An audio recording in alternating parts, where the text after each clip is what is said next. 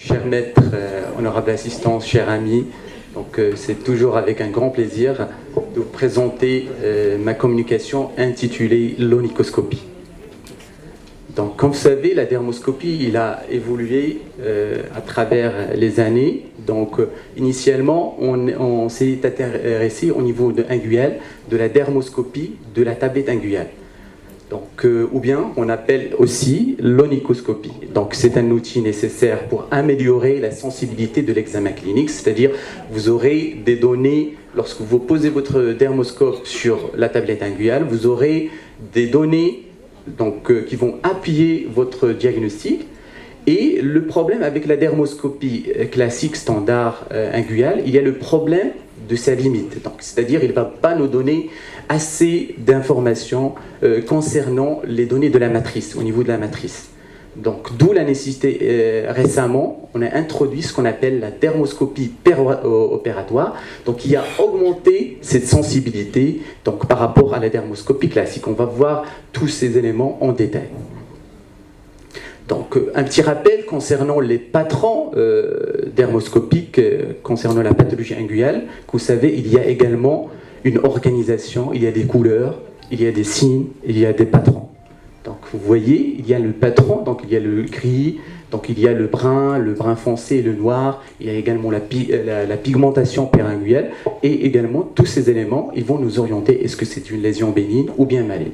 Donc, prenons exemple, le premier patron, c'est un patron qui est gris, donc régulier. Il est formé par des lignes parallèles, donc ils sont homogènes sur le plan couleur, donc de couleur grise, avec donc les lignes, ils ont une particularité, une disposition linéaire, régulière, parallèle, avec un respect de leur épaississement, également de leur distance, donc également au niveau de leur espacement.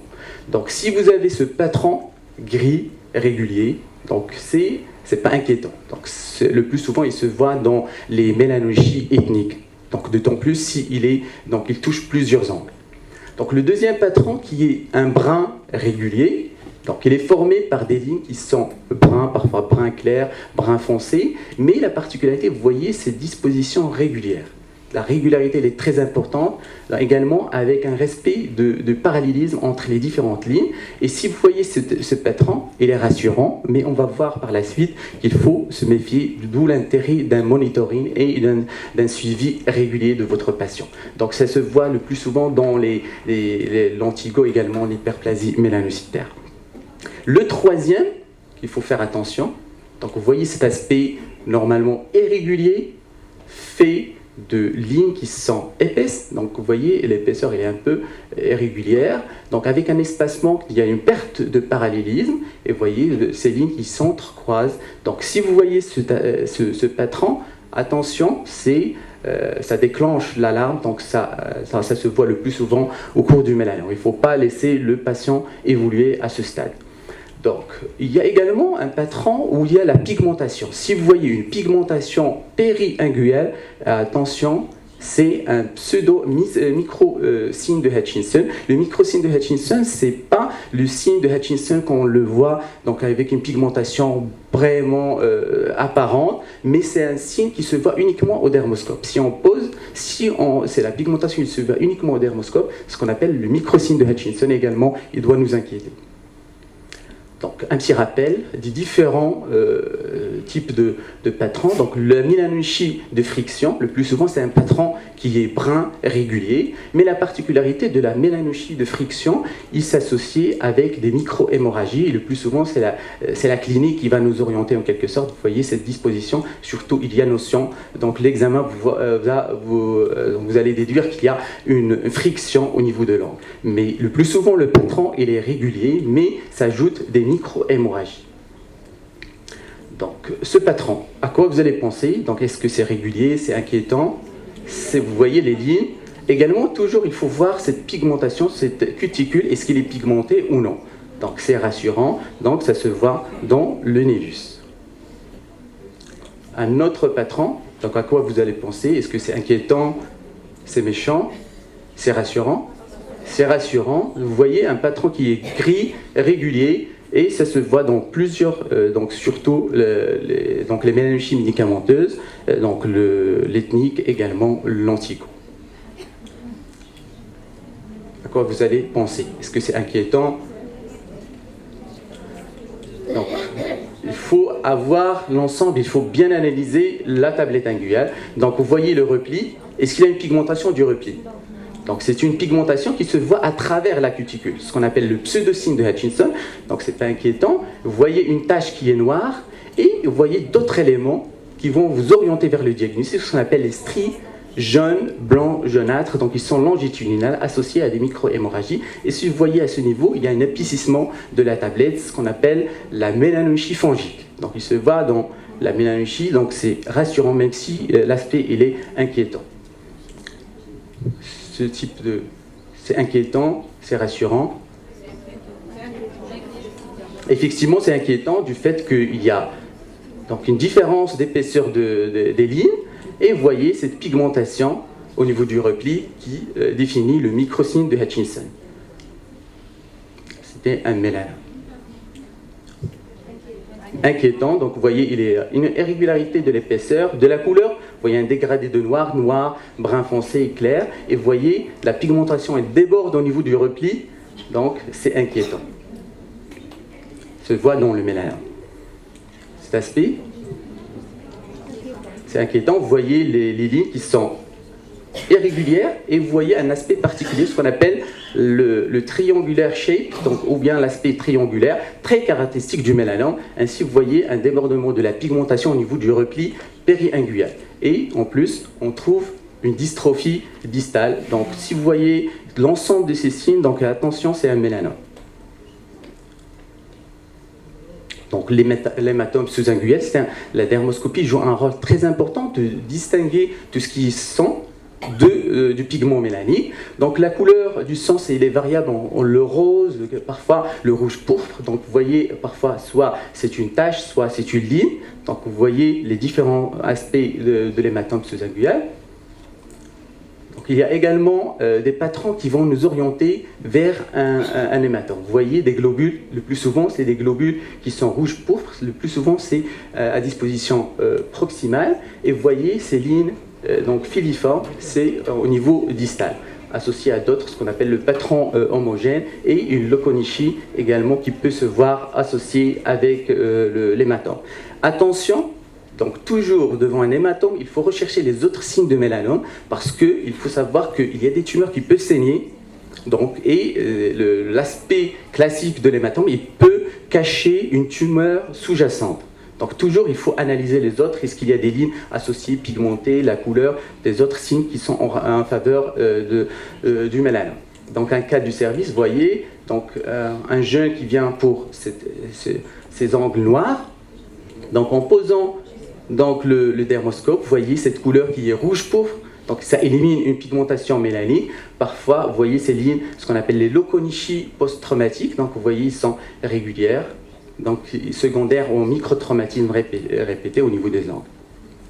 Donc les patrons, il peut se voir au cours de l'hématome sous-inguinal. Il y a également l'hémorragie péri-inguinale. Il y a un patron homogène, les globules. Donc c'est un aspect très caractéristique de l'hématome sous-inguinal avec une décoloration périphérique, donc du centre vers la périphérie, et des stries au niveau distal. Donc un intérêt, une partie très importante dans la prise en charge des lésions mélanocytaires, il faut toujours avoir en tête de voir le bord libre. Donc le bord distal, c'est un élément très important. Lorsque vous êtes devant une bande mélanochique, il faut voir ce bord libre. Donc c'est un élément très important d'orientation de l'origine de la pigmentation. Donc si vous voyez que la pigmentation est au niveau de la partie inférieure de la tablette, donc c'est l'origine au niveau de la matrice distale. Ça va nous orienter vers la biopsie. Donc si vous avez une pigmentation au niveau de la partie supérieure, donc c'est beaucoup plus la matrice proximale. Donc c'est des éléments très importants, donc n'oubliez pas de voir le bord libre. Donc un cas également, une pigmentation diffuse. Donc, en voyant, donc vous voyez, tout est noir. Donc lorsqu'on a vu le bord libre, vous voyez que la pigmentation ne touche pas la tablette. D'accord? Donc c'est pas une pigmentation matricielle, mais beaucoup plus une petite lamelle qui est noire, qui est en faveur d'un hématome ancien. Également, la dermoscopie péringuiale, il peut être utilisée pour d'autres tumeurs, à savoir l'onychopapillome. Donc vous voyez cette onycholyse triangulaire distale avec l'hyperkératose. Donc c'est très orientateur vers un onychopapillome. Donc également l'onychomatricome, c'est une tumeur matricielle bénigne. Donc il peut se présenter sous forme d'un épicissement de la tablette, mais il faut voir le bord libre. Donc si vous trouvez qu'il y a des fossettes, perforations au niveau de la tablette distale, donc au niveau du bord libre, donc ça nous oriente, c'est un critère donc, qui va nous appuyer vers l'orientation vers un onychomatricome. Donc un exemple, donc un patient qui est venu en consultation d'angle et il s'est présenté suite à un traumatisme qui remonte à un mois. Donc à quoi vous allez penser ? Donc le premier diagnostic, c'est les matins. D'accord. Donc les dermoscopies, donc vous voyez ces globules qui sont très caractéristiques avec cette couleur qui est rouge pourpre, et en analysant le bord antérieur, et vous voyez, il y a une tumeur sous-jacente. D'accord. Donc il faut faire attention toujours. Le bord libre, il est indispensable dans votre analyse donc, de l'onychoscopie. Donc une autre étude qui est très intéressante concernant, parce qu'on est confronté à des situations un peu critiques, surtout le névus matriciel de l'enfant. Toujours, on a dans notre expérience, est-ce que c'est bénin ou c'est malin, parce que on voit toujours des signes qui sont de malignité chez l'enfant. Donc c'est une étude rétrospective, donc comparant les patrons, aussi bien chez l'adulte que chez l'enfant. Donc ils ont trouvé, c'est un tableau comparatif, c'est des données très intéressantes concernant des névus qui sont bénins, mais vous voyez que la couleur est brune, noire, il se voit fréquente chez l'enfant. Donc si vous voyez donc, un névus chez l'enfant, noir, il ne faut pas s'inquiéter, le plus souvent c'est bénin. D'autant plus s'il y a d'autres signes de malignité qui peuvent se voir chez l'enfant, à savoir un patron irrégulier qui se voit dans 34% des cas, ainsi que le signe de Hutchinson, il peut se voir chez l'enfant dans 10% des cas. Et ainsi également le signe triangulaire, l'aspect triangulaire. Donc il ne faut pas toujours s'inquiéter, mais à condition d'assurer un monitoring donc, chez les enfants. Donc vous voyez les patrons retrouvés dans cette étude. Chez l'enfant, cet aspect triangulaire, vous voyez la pigmentation chez l'enfant, donc vous voyez un angle qui est noir avec un débordement, un signe de Hutchinson, donc même si c'est bénin, donc attention, il faut tout de même assurer un monitoring. Donc vous voyez un cas de névus matriciel, mais avec une dystrophie qui était bénigne. Donc actuellement, pour augmenter la sensibilité de la dermoscopie inguinale, on a développé donc c'est une étude multicentrique qui a développé ce qu'on appelle la dermoscopie péropératoire.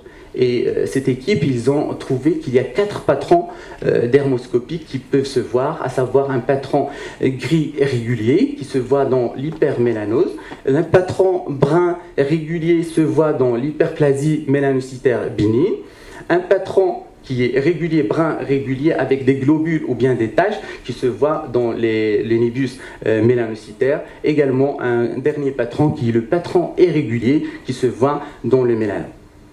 Donc vous voyez, c'est un patron, c'est une dermoscopie péropératoire, c'est un patron qui est gris régulier. Un patron également gris régulier, fait de lignes qui sont régulières. Un patron qui est régulier avec donc, des taches. Donc également dans l'étude, ils ont dit que c'est bénin. Également un patron régulier avec des globules. Un patron qui est régulier, mais avec des taches, ce qu'on appelle les blotches. Et le patron, vous voyez, un patron, c'est un patron irrégulier, donc avec des taches, donc c'est inquiétant, qui se voit dans le mélanome. Dans cette étude, donc l'importance de cette dermoscopie opératoire, vous voyez que les mélanomes, donc la dermoscopie classique, il a objectivé qu'il y a 4 mélanomes qui présentaient un patron régulier. D'accord ? Suite à la dermoscopie opératoire, ce pourcentage, il s'est on a retrouvé, on est devant des patrons irréguliers. Vous voyez la sensibilité de la dermoscopie péropératoire. Donc initialement la dermoscopie classique c'était bénin, mais suite à la réalisation de la dermoscopie péropératoire, on s'est retrouvé devant un patron qui est irrégulier. Donc la dermoscopie péropératoire permet aux chirurgiens de voir la pigmentation, donc, qui peut être difficile à voir par l'œil nu. Donc identifier les patrons, c'est-à-dire si on voit un patron donc malin ou bien bénin, on est orienté vers le type de biopsie. Est-ce qu'on va faire une exérèse de toute la tablette ou bien une biopsie matricielle? Donc ça permet de sélectionner le type de biopsie. Donc exemple, c'est une pigmentation de bande mélanocytaire, bande mélanique à ce niveau. Donc c'est un patient des services. Vous voyez la pigmentation, donc il est grossièrement régulière. Donc on va compléter par la dermoscopie du bord libre. Vous voyez que la pigmentation est prédominante au niveau de la partie, donc c'est la matrice qui est distale. La chirurgie péropératoire, donc après réalisation de la chirurgie, donc j'ai réalisé par la suite une dermoscopie péropératoire. Vous voyez, c'est un patron donc régulier avec des globules. Donc même chez biopsie, donc j'ai réalisé par la suite une chez biopsie, c'était pas inquiétant. Donc après, donc j'ai fait une dermoscopie en post-opératoire. Vous voyez, il n'y a pas de pigment qui persiste donc après le geste opératoire. Donc donc une autre bande mélanochique, vous voyez. Donc, à quoi vous avez pensé? Est-ce que c'est bénin? C'est inquiétant? C'est inquiétant. D'accord? La pigmentation elle est prédominante au niveau de la partie inférieure. Donc c'est beaucoup plus la matrice. Ça oriente le type de biopsie, le shave biopsie. Donc avant de faire les shave, c'est beaucoup plus une dermoscopie péropératoire. Et vous voyez, c'est un patron qui est inquiétant. C'était en faveur d'un mélanome in situ.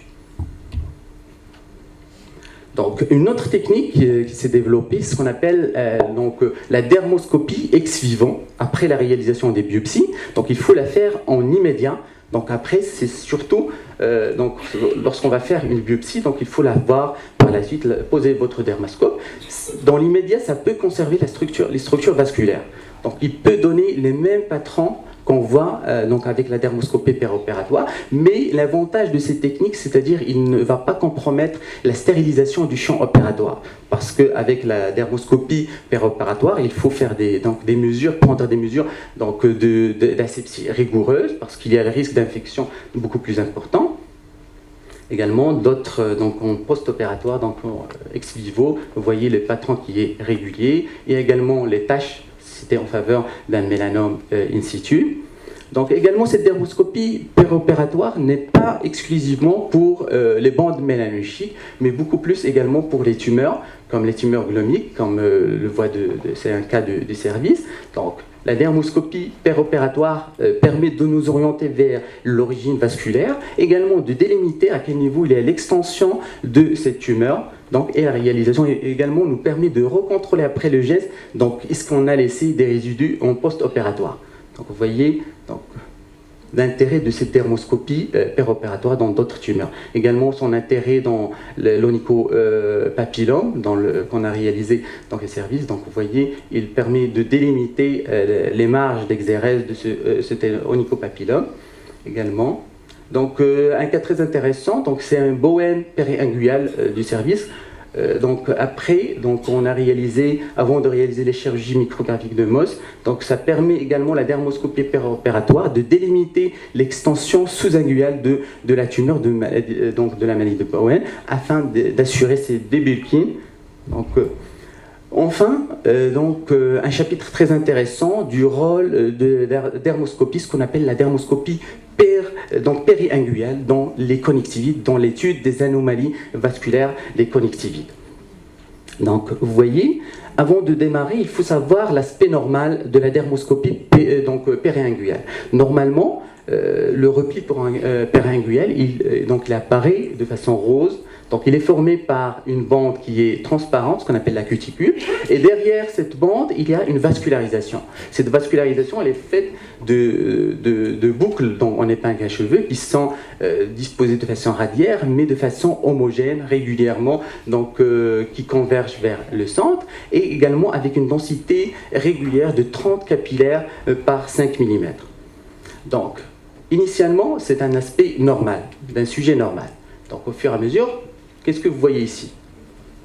Un début de désorganisation. Il y a une perte de cette disposition normale. Donc, il y a des mégacapillaires qui commencent à émerger, des zones quelquefois avasculaires, ce qu'on appelle le patron sclérodermique précoce. Un stade beaucoup plus évolué. Donc, vous voyez une modification structurale des vaisseaux. Donc, les vaisseaux, ils prennent un aspect tortueux, donc en mégacapillaire, associé à des espaces qu'on appelle les zones avasculaires. Et vous voyez également des micro-hémorragies, donc des hémorragies. Ça témoigne ce qu'on appelle le patron sclérodermique actif.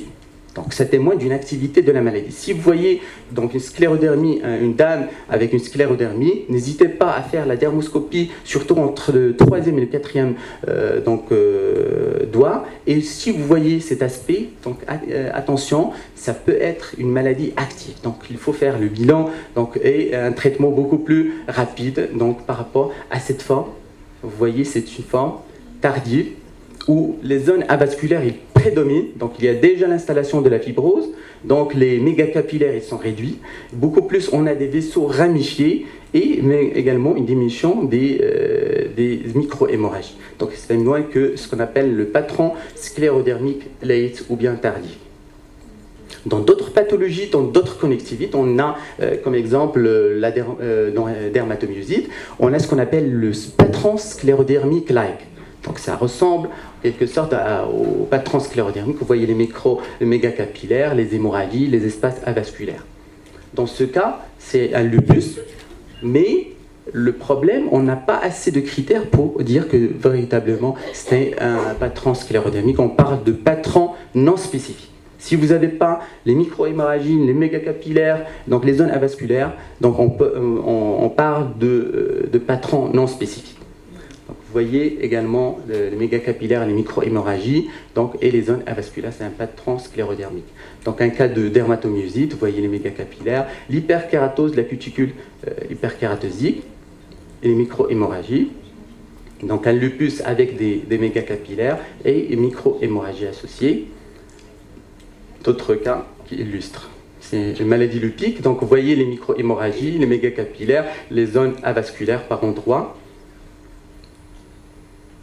Donc on passe rapidement parce que c'est l'aspect normal, il n'y a pas d'altération morphologique de la vascularisation péringuale. Donc le patron sclérodermique, donc il faut avoir plus de 2 critères pour dire que c'est un patron sclérodermique. Donc on distingue les formes précoces, les formes actives et les formes tardives.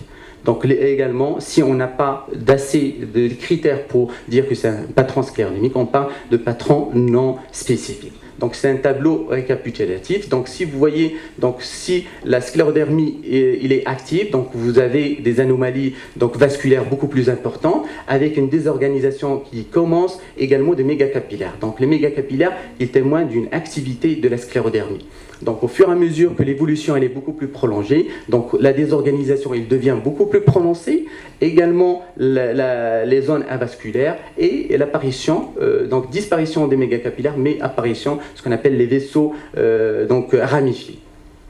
Donc, en conclusion, la dermoscopie inguinale péropératoire a montré une meilleure sensibilité par rapport à la dermoscopie classique dans le diagnostic des différentes tumeurs, aussi bien les bandes mélanochiques. Également, la dermoscopie péringuale a prouvé un intérêt pour l'étude des anomalies vasculaires au cours des connectivites. Donc, je vous remercie de votre attention.